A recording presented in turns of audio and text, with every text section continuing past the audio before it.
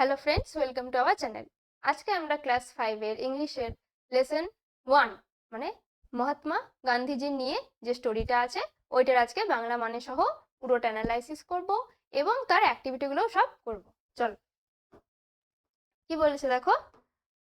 প্রথমে আমাদেরকে এখানে কয়েকটা ইমেজ দিয়ে দিয়েছে। এই ইমেজগুলোর সাথে আমাদেরকে কি করতে হবে, এদিকে নেমগুলোকে ম্যাচ করতে বলেছে। প্রথমে কার ছবি দেওয়া আছে? রবীন্দ্রনাথ টেগোর। এটা তাহলে এখানে হবে স্বামী বিবেকানন্দ আর গান্ধীজি। ঠিক আছে, তিনটে কমপ্লিট। এরপর দেখো প্যাসেজ দিয়েছে, বলছে one day a little boy visited Mahatma Gandhi. বলছে ওয়ান ডে মানে কি, একদিন। এ লিটল বয়, লিটল মানে আমরা কি জানি, ছোট্ট, একটি ছোট্ট ছেলে। ভিজিটেড, ভিজিটেড মানে ভ্রমণ করা বা যাওয়া বা গিয়েছিল। কোথায় গিয়েছিল? মহাত্মা গান্ধী। কার কাছে? মহাত্মা গান্ধীর কাছে গিয়েছিল। একদিন একটি ছোট্ট ছেলে গান্ধীজির কাছে গিয়েছিল।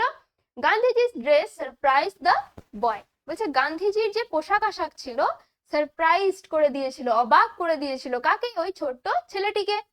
such a great man without a shirt। বলছে কি মহান ব্যক্তি তিনি, সত্যি, যার পরনে কোনো পোশাক নেই।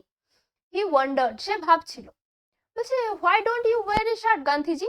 বলছে কেন তুমি কোনো জামা পরে নেই Gandhiji. the little boy asked, asked মানে আমরা কি জানি, জিজ্ঞাসা করা বা বলা। ছোট্ট ছেলেটি জিজ্ঞাসা করলো গান্ধীজিকে, বলছে তুমি কেন কোনো জামা পরে নেই। where is the money son, Gandhiji asked gently। বলছে টাকা কোথায় পুত্র। গান্ধীজি জিজ্ঞাসা করলো মৃদুভাবে। জেন্টলি মানে কি, মৃদুভাবে বা নম্রভাবে ওই বাচ্চাটাকে আবার জিজ্ঞাসা করলো। বলছে আই এম ভেরি পোর, আমি খুব গরিব। I can not buy a shirt, আমি একটা জামা কাপড়ও কিনতে পারি না। বলছে গান্ধীজি বলছে আমি এতই গরিব, আমি একটা জামা কাপড়ও কিনতে পারি না। The boy felt pity, pity মানে কি, করুণা করা। ছেলেটি তখন গান্ধীজির প্রতি করুণা হলো। বলছে my mother sews well, sews মানে হচ্ছে সেলাই করা।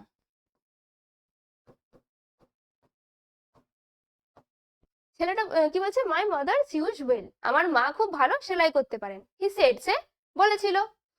She makes all my clothes, বলছে শি মেক্স, মেক্স মানে কি, তৈরি করা। অল সব, মাই ক্লোথস বলছে সে আমার সমস্ত জামা কাপড়, ক্লোথস মানে কি জামা কাপড়, বলছে সে আমার সমস্ত জামা কাপড় তৈরি করে দেয়। আই উইল আস্ক হার, আমি তাকে বলবো, to sew a shirt for you, আপনার জন্য একটা সেলাই করে দিতে জামা। How many shirts can your mother make, বলছে তোমার মা কতগুলো জামা তৈরি করতে পারবে। গান্ধীজি আস্কড, গান্ধীজি তাকে জিজ্ঞাসা করলো। Just tell me how many you need, বলছে শুধু আমাকে বলুন আপনার কতগুলো জামা লাগবে। The boy said, the boy, ছেলেটি তখন উত্তর দিল। She will make as many as you want, বলছে সে ঠিক ততগুলোই তৈরি করে দিতে পারবে যতগুলো আপনার প্রয়োজন। Gandhiji thought for a moment, Gandhiji ভেবেছিল। থট মানে কি, ভেবেছিল। ফর এ মুমেন্ট, মুমেন্ট মানে হচ্ছে মুহূর্ত। গান্ধীজি কিছু মুহূর্তের জন্য ভেবেছিল। দেন তারপর হি সেড, সে বলেছিল, I have a very large family son, বলছে আমার বিশাল বড় পরিবার আছে পুত্র।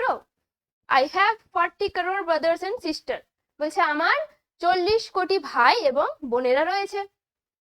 Till every one of them has a shirt, বলছে যতক্ষণ না, টিল মানে কি, যতক্ষণ না তাদের প্রত্যেকের একটা করে জামা হচ্ছে।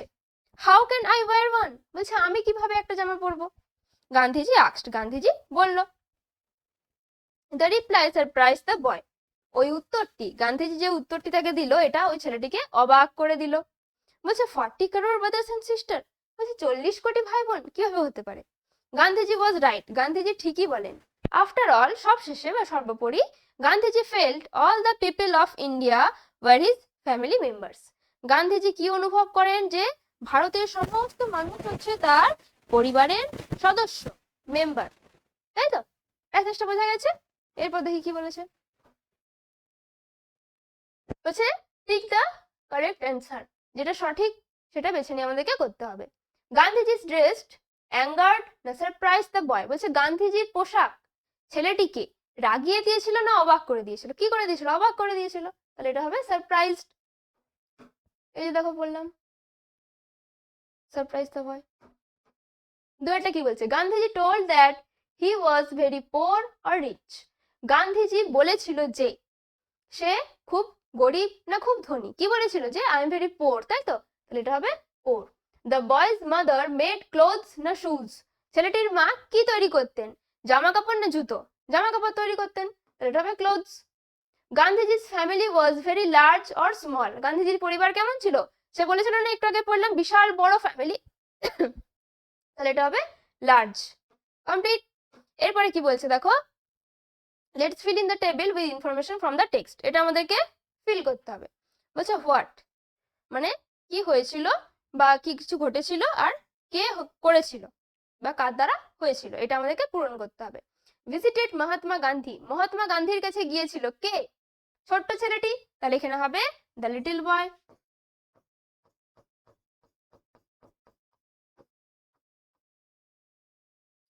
সেকেন্ড এটা কি বলছে, কুড শি ওয়েল, বলছে ভালো সেলাই করতে পারে কে? ছেলেটির মা, তাহলে এখানে আমরা লিখবো the boy's mother.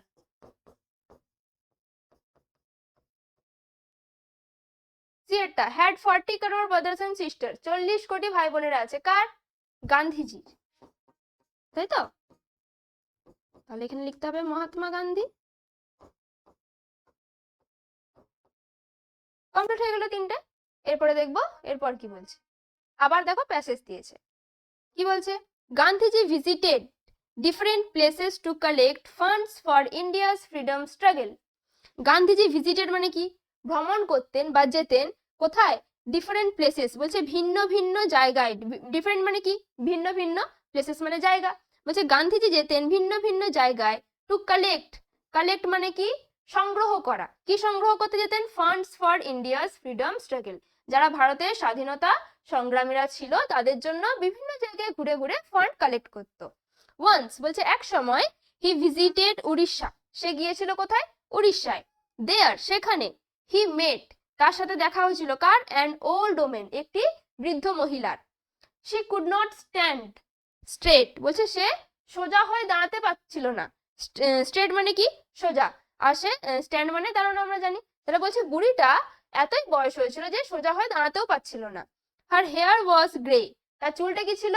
Grey, grey মানে কি, ধূসর। হার শাড়ি ওয়াজ টর্ন, টর্ন মানে হচ্ছে ছেঁড়া, সে পরনে যে শাড়িটি পরেছিল সেটা ছিল ছেঁড়া। শি ওয়েন্ট নিয়ার গান্ধীজি, সে গিয়েছিল, ওয়েন্ট মানে কি, গিয়েছিল, নিয়ার মানে কাছে, গান্ধীজির কাছে গিয়েছিল, অ্যান্ড এবং, টাচড হিজ ফিট, টাচ মানে কি, স্পর্শ করা, কি স্পর্শ করেছিল? তার ফিট, পা। Then she gave him a coin, তারপর সে তাকে দিয়েছিল, গেভ মানে কি, দিয়েছিল, হিম তাকে এ কয়েন, একটি মুদ্রা দিয়েছিল। Jamnalal Bajaj duty was to keep the fund, আচ্ছা, জামানলাল বাজাজ নামে একজন ছিল যার কাজ কি ছিল? এই যে গান্ধীজি বিভিন্ন জায়গায় ঘুরে ঘুরে এই টাকা সংগ্রহ করতো বা যাই হোক ফান্ড সংগ্রহ করতো, সেটা জামানলালের কাছে সঞ্চিত করতো। জামানলালের কাজ ছিল ওই টাকাগুলোকে সাবধানে যত্ন সহকারে রাখা। Jamnalal's duty was to keep the funds, সে যেহেতু এই ফান্ডগুলো জমিয়ে রাখতো। He asked Gandhiji for the coin, সে গান্ধীজির কাছে ওই কয়েনটাও চাইলো, বাট গান্ধীজি রিফিউজড, গান্ধীজি অস্বীকার করলো। জামানলাল ওয়াজ সারপ্রাইজড, সে খুব অবাক হয়ে গেল। I keep thousands of rupees, Jamnalal said, বলছে আমি হাজার হাজার টাকা আমার কাছে রাখি। কি বলছে দেখো, বলছে this coin is worth much more than those thousand, বলছে এই কয়েনটার মূল্য ওই হাজার হাজার টাকার চেয়েও অনেক বেশি। গান্ধীজি টোল্ড হিম, গান্ধীজি তাকে বলেছিল, কাকে? জামানলালকে বলেছিল, if a man has lakhs he can give a thousand or two, বলছে যদি কোনো মানুষের কাছে লাখ লাখ টাকা থাকে সে কত দেবে? আর 1000 টাকা কি 2000 টাকা দেবে। But this coin was perhaps all she had, বলছে এই কয়েনটা মানে এই মুদ্রাটাই হয়তো সম্ভবত, পারহ্যাপস মানে হচ্ছে সম্ভবত, তার কাছে শেষ সম্বল ছিল, আর কিছু নেই। হোয়াট এ গ্রেট স্যাক্রিফাইস, বলছে কি মহান আত্মত্যাগ।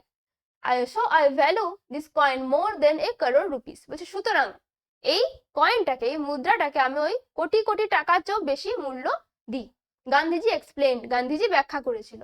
হি kept that coin with him for ever, সে রেখে দিয়েছিল ওই মুদ্রাটি তার সাথে চিরদিনের জন্য। এরপর আমরা যাবো অ্যাক্টিভিটি 3, কি বলছে দেখো, let's complete the following sentence with information from the text. Gandhiji visited different places, Gandhiji ভিন্ন ভিন্ন জায়গায় গিয়ে কি করতো? ফান্ড কালেক্ট করতো না, এখানে পড়লাম places to collect fund for India's freedom struggle, তাহলে এটাই আমরা লিখে দেবো।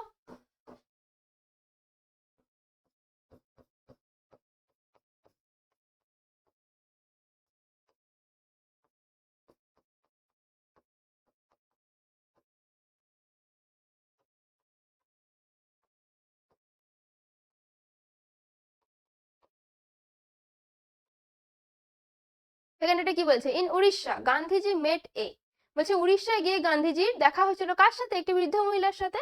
তাহলে এখানে লিখতে হবে অ্যান ওল্ড ওম্যান।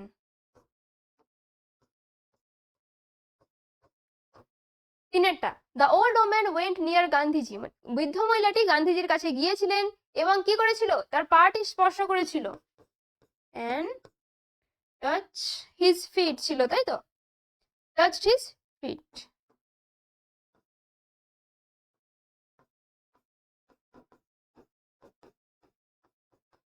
তারটা কি বলছে, জামাললাল আস্কড গান্ধীজি ফর, জামাললাল গান্ধীজির কাছে কি চেয়েছিলেন, কয়েনটা, তাহলে এখানে হবে ফর দা কয়েন। এটা আমাদের কমপ্লিট হয়ে গেল। এরপর আসছে ট্রু ফলসে, কি বলছে, Gandhiji never visited any place, Gandhiji কখনোই কোনো জায়গায় যায়নি। ট্রু না ফলস হবে এটা, ফলস, কারণ সে বিভিন্ন জায়গায় গিয়ে গিয়েই তো ফান্ডটা কালেক্ট করতো। The old woman, the woman from Orissa or a new sari, বলছে বৃদ্ধ মহিলাটা একটা নতুন শাড়ি পরেছিল, এটাও হবে ফলস, কারণ তার শাড়িটা ছিল ছেঁড়া। সি এটা কি বলছে, Gandhiji got a coin from the old woman, এটা হবে ট্রু, বৃদ্ধ মহিলাটি তাকে একটা কয়েন দিয়েছিল। জামাললাল কালেক্ট, বলছে Jamnalal collected the coin from Gandhiji, বলছে জামাললাল সংগ্রহ করেছিল ওই মুদ্রাটি কার কাছ থেকে, গান্ধীজির কাছ থেকে, পেরেছিল সংগ্রহ করতে পারেনি তো, গান্ধীজি তো দেয়নি, তাহলে এটা হবে ফলস। তাহলে প্রথমে দুটো ফলস, তারপর এটা ট্রু ফলস। এরপর কি বলছে, আবার দেখো প্যাসেজ দিয়ে দিয়েছে, বলছে thoughts of love piece and equality field Gandhiji's work, বলছে থটস মানে আমরা কি জানি, ভাবনা, বলছে ভালোবাসা, শান্তি এবং ইকুয়ালিটি, যে সমান সমানতা, সবাইকে যে সমান চোখে দেখার এই ভাবনাটাই গান্ধীজির কাজকে পরিপূর্ণ করে। Swami Vivekananda and Rabindranath Tagore also had similar ideas, বলছে স্বামী বিবেকানন্দ আর রবীন্দ্রনাথ ঠাকুরেরও এই একই চিন্তাধারা রয়েছে। স্বামী বিবেকানন্দ ওয়ান্টেড, তিনি চেয়েছিলেন, ইউনিটি একতা, অ্যামাং অল রিলিজিয়ন্স, কি প্রত্যেক ধর্মের মধ্যে, অ্যামাং মানে মধ্যে, রিলিজিয়ন মানে ধর্ম, তাহলে তিনি প্রত্যেক ধর্মের মধ্যে কি চেয়েছিলেন, একতা চেয়েছিলেন। He spoke about it in 1893, তিনি এটার সম্বন্ধে বলেছিলেন 1893 সালে অ্যাট শিকাগোতে, কোথায়, Chicago. Rabindranath Tagore started the Rakshabandhan in 1905, বলছে রবীন্দ্রনাথ ঠাকুর শুরু করেছিল কি, রাখি বন্ধন উৎসবটা, কবে, 1905 সালে। It was a festival of brotherhood and communal harmony, বলছে এটা একটা উৎসব ভাই বোনের মধ্যে এবং একটি সাম্প্রদায়িক সম্প্রীতি, প্রত্যেক সম্প্রদায়ের মধ্যেই কিন্তু এই উৎসবটা পালন করা হয়। These three great men have become immortal for their thoughts and work, বলছে এই তিনটে মহান মানুষ আমাদের কাছে চিরকাল অমর হয়ে থাকবে, ইমমর্টাল মানে হচ্ছে অমর হয়ে থাকবে, ফর দেয়ার তাদের চিন্তাধারা এবং কাজের জন্য, বুঝে গেছে এটা। এরপরে দেখবো কি দিয়েছে, activity, mention the ideas that fill Gandhiji's work, বলছে সেই আইডিয়াগুলো কি কি ছিল যেটা গান্ধীজির কাজকে পরিপূর্ণ করতো, thought of love piece and equality, এটাই লিখতে হবে।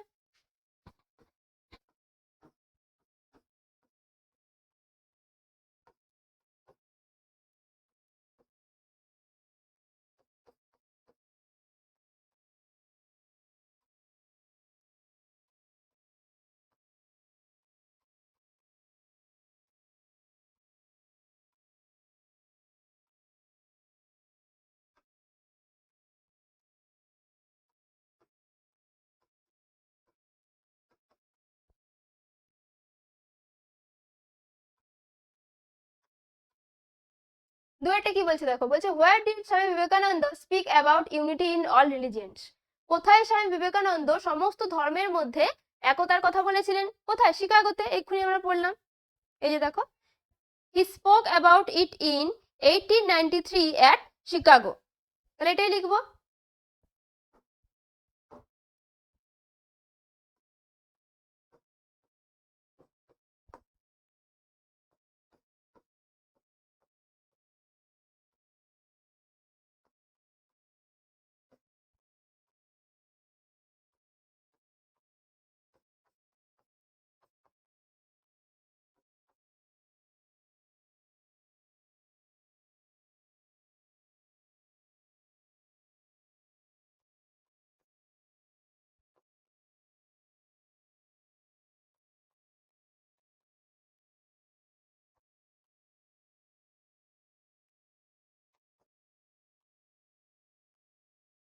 ঠিক আছে।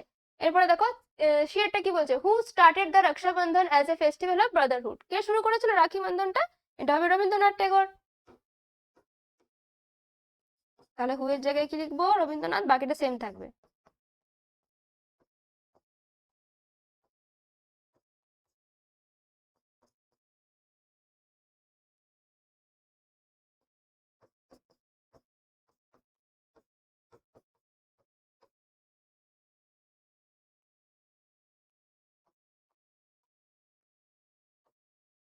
Rakshabandhan as a festival of Brotherhood.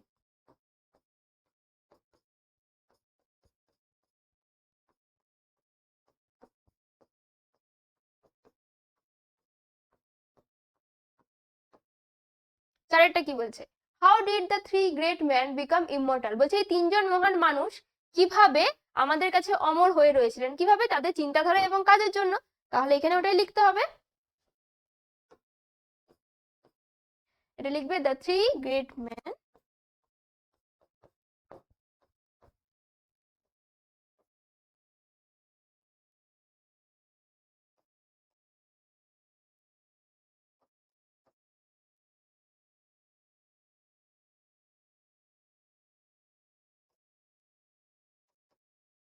For their thoughts and work.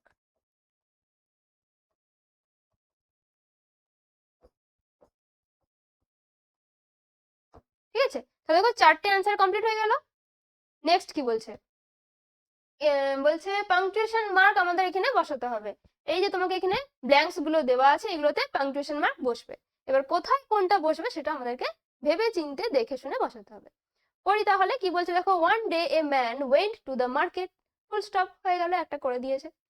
He bot A box, বলছে সে দোকানে গিয়ে কি কি কিনেছিল? এ বক্স, আরো নিশ্চয়ই কিনেছে, তাহলে এখানে কমা হবে। এ ব্যাট, আবার কমা হবে। A ball and a pen from the market, full stop. His bag became heavy, তার ব্যাগটা কি হয়েছিল? ভারী হয়ে গেছিল, full stop. Do you know what he did then, তুমি কি জানো তারপর সে কি করেছিল? তাহলে এটা কোশ্চেন মার্ক হবে, যেহেতু সে জিজ্ঞাসা করছে, তাহলে এখানে দেবো আমরা কোশ্চেন মার্ক। এরপর কি বলছে, he said to a horse, সে একটা ঘোড়াকে বলেছিল, যেহেতু বলছে তাহলে এখানে কমা বসাবো, comma. Please share my load, এবার যেটা বলছে সেটাকে আমরা ইনভার্টেড কমার মধ্যে রাখবো। প্লিজ শেয়ার মাই লোড, তারপরে আবার একটু কমা বসাবো। It is too heavy for me, এখানে হবে ফুল স্টপ, আর এখানে ইনভার্টেড কমা ক্লোজ করব। তারপরে আবার কি বলছে, দ্য হর্স রিপ্লাইড, হর্সটি ঘোড়াটি আবার রিপ্লাই দিল, কি রিপ্লাই দিল? তাহলে এখানে কমা দেব। আবার দেখো এখানে ইনভার্টেড কমা স্টার্ট করব, ইট ইজ ইয়োর লোড, এখানে হবে ফুল স্টপ। একটা কথা শেষ হলো, তাহলে এখানে full stop. Don't ask me to share, বলছে আমাকে জিজ্ঞাসা করো না, তাহলে এখানে ফুল স্টপ হবে, আর এখানে ইনভার্টেড কমা ক্লোজ। ক্লিয়ার? বোঝা গেছে এটা? এরপর কি বলছে, let's fill in the blanks with the words given in the box. এইখানে তোমাকে চারটে বক্সে ওয়ার্ড দিয়েছে, এইগুলো দিয়ে এই ফিল ইন দ্য ব্ল্যাঙ্কসটা করতে হবে। প্রথমে কি বলেছে, ড্যাশ ব্ল্যাঙ্কস দিয়েছে, do you play with your friends, অ্যান্সারে কি বলছে, I play with my friends in the afternoon. তাহলে এইটার দ্বারা আমরা কি বুঝতে পারি যে সে কখন খেলছিল?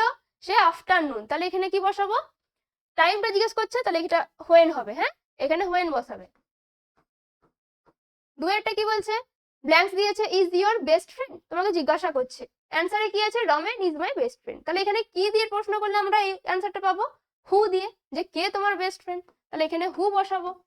তিনেরটা কি বলছে, dash will you go in the summer vacation, তাহলে বলছে we shall go to Darjeeling in the summer vacation, তুমি গরমের ছুটিতে কোথায় গিয়েছিলে? তাহলে এখানে কোথায় দিয়ে প্রশ্ন করলে তবেই পাবো উত্তরটা, তাহলে এখানে বসাবো হোয়ার। লাস্টেরটা কি বলছে, did you have as your tiffin, বলছে I had bread as my tiffin, তোমার টিফিনে তুমি কি নিয়েছো? ব্রেড, তাহলে এখানে কি দিয়ে প্রশ্ন করতে হবে? হোয়াট বসবে এখানে। তাহলে এই চারটে বোঝা গেছে? ক্লিয়ার তো? এরপর কি বলছে দেখো, সাবজেক্ট প্রেডিকেট, সাবজেক্ট কি প্রেডিকেট কি, উদ্দেশ্য বিধেয় পড়েছি আমরা বাংলা ব্যাকরণে। সাবজেক্ট মানে যাকে উদ্দেশ্য করে বলা হচ্ছে, মানে কর্তা আমাদের, তাই তো। আর প্রেডিকেট কোনটা, তার সম্বন্ধে যেটা বলা হচ্ছে সেটা হচ্ছে প্রেডিকেট, মানে বিধেয়। তাহলে এবার আমাদেরকে বলেছে এই চারটে সেন্টেন্সকে সাবজেক্ট আর প্রেডিকেটে ভাগ করে দিতে। প্রথম সেন্টেন্সটা কি আছে, the boy plays in the field, ছেলেটি মাঠে খেলা করছে। তাহলে এখানে সাবজেক্ট কে, কে খেলা করছে, ছেলেটি, তাহলে ছেলেটি হবে সাবজেক্ট, দ্য বয়। আর বাকিটা যেটা থাকবে এটা হয়ে গেল সাবজেক্ট, বাকি যেটা থাকবে এই যে প্লেজ ইন দ্য ফিল্ড এটা হয়ে যাবে প্রেডিকেট।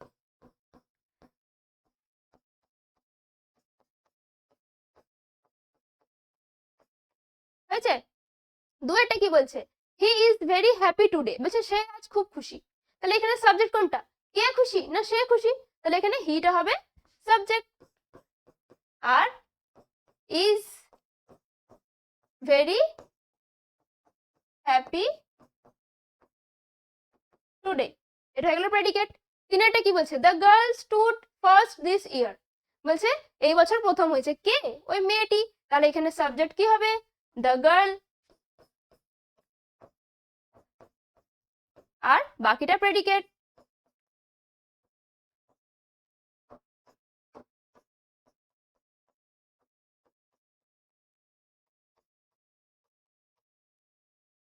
কমপ্লিট হয়ে গেল। এরপর চারেরটা কি বলছে, the moon revolves round the sun, বলছে the moon revolves round the earth. আচ্ছা, তাহলে এখানে সাবজেক্ট কোনটা হবে আমাদের, মুনটা, বাকি যে রিভলভস রাউন্ড দ্য আর্থ এটা হবে প্রেডিকেট।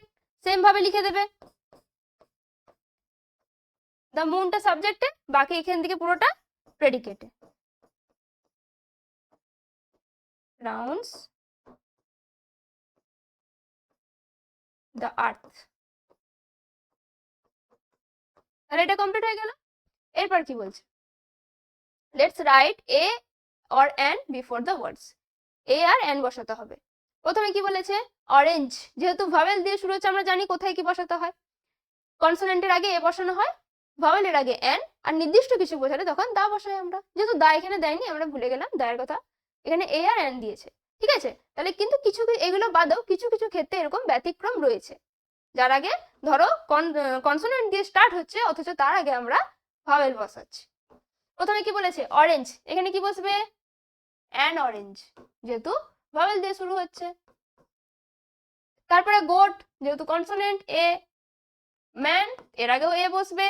আইসক্রিম, আইটা কি ভাওয়েল দিয়ে শুরু, তাহলে এটা হবে অ্যান। এয়ারশিপ, এটাও কি হবে অ্যান। লেক, এ হবে। আমব্রেলা, এর আগে কি বসবে, যেহেতু ইউ দিয়ে শুরু হচ্ছে অ্যান। আর ক্রিকেটার, এটাও এ বসবে। ঠিক আছে, তাহলে এটা বোঝা গেছে। এরপর দেখো, এগুলো দিয়ে আমাদেরকে মেক সেন্টেন্স, বাক্য রচনা করতে বলেছে। সান, সান দিয়ে কি হবে, খুবই ইজি ইজি করে দেবে, the sun gives us light। তারপরে কি আছে, ইন্ডিয়ান ওসিয়ান, এটা করে দিতে পারি।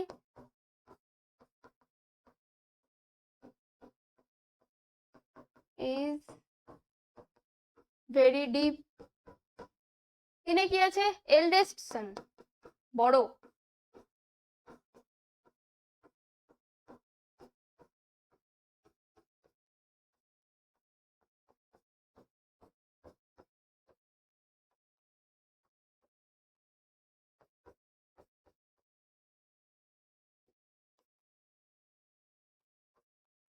হয়ে গেল। তারপরে কি আছে, ইন্ডিয়ান ক্রিকেট টিম,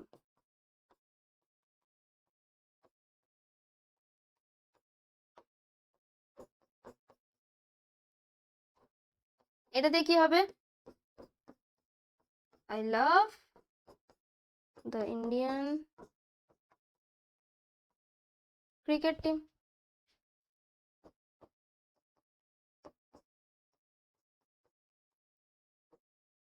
ঠিক আছে, কমপ্লিট হয়ে গেল, চারটে দিয়ে সেন্টেন্স করে দিয়েছি।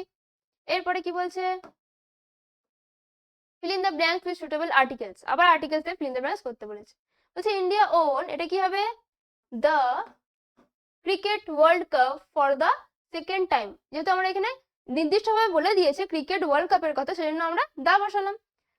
In 2011 it was A movement, এটা ছিল একটা মুহূর্ত, অফ গ্রেট ট্রাম্প অ্যান্ড, যেহেতু ইভেন্টে ই আছে এর আগে কি বসাবো, an event of great inspiration to the youth of India. তারপরে কি বলেছে, dash members of team India were held as national heroes. তাহলে এখানে কি হবে, দা। ঠিক আছে, ক্লিয়ার হয়ে গেল। এরপর কি বলছে, let's right 4 sentences about a great man. একজন মহান মানুষ নিয়ে 4টে সেন্টেন্স লিখতে বলেছে। রবীন্দ্রনাথ ঠাকুর নিয়ে আমরা লিখে দিই।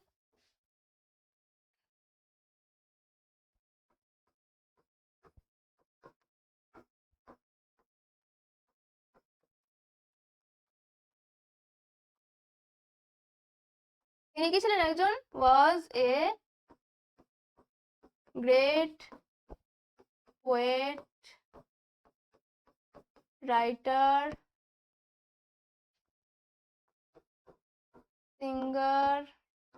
ঠিক আছে, তারপরে এটা লিখতে পারো, এটা একটা হয়ে গেল। আমি এরকম নাম্বারিং করে লিখছি না, ঠিক আছে, আমি এরকম পরপর লিখে দিচ্ছি। হি ওয়াজ বর্ন, তিনি কবে জন্মগ্রহণ করেছিলেন, 61 7th মে। তাই তো, দুটো সেন্টেন্স হলো। আর কি লিখতে পারি,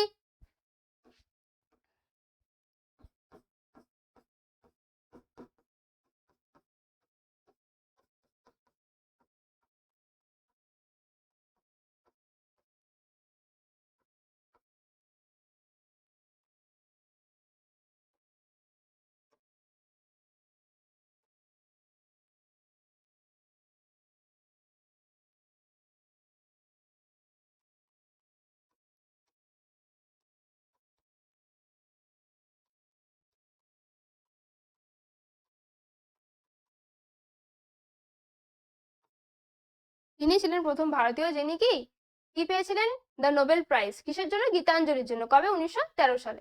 হয়ে গেল 3টে সেন্টেন্স। আরেকটা লিখে দিতে পারো, হি লাভস নেচার, তিনি প্রকৃতি ভালোবাসতেন।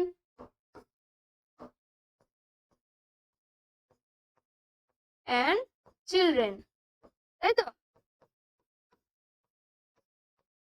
তিনি কি করতো, প্রকৃতি ভালোবাসতেন এবং বাচ্চাদেরকেও খুব ভালোবাসতেন। তাহলে এটা আমরা 4টা সেন্টেন্স লিখে দিলাম। প্রথমত, Rabindranath Tagore was a great poet, writer and singer. He was born on 1861 7th May. এটা লিখে দিলে ডেটটা তার জন্মগ্রহণের। তারপরে he is the first Indian who won the Nobel prize for Gitanjali in 1913। তিনি ছিলেন প্রথম ভারতীয় যিনি কি গীতাঞ্জলির জন্য 1913 সালে নোবেল প্রাইজ পেয়েছিলেন। তারপর কি বলছে, he loves nature and children, তিনি প্রকৃতি এবং বাচ্চাদেরকে খুব বেশি ভালোবাসতেন। এই 4টে সেন্টেন্স লিখে দেবে রবীন্দ্রনাথের নিয়ে, ব্যাস কমপ্লিট হয়ে যাবে। তাহলে আর আমাদের নেই কিছু, এতটুকুই। আশা করছি তোমাদের ভালো লেগেছে। Thank you.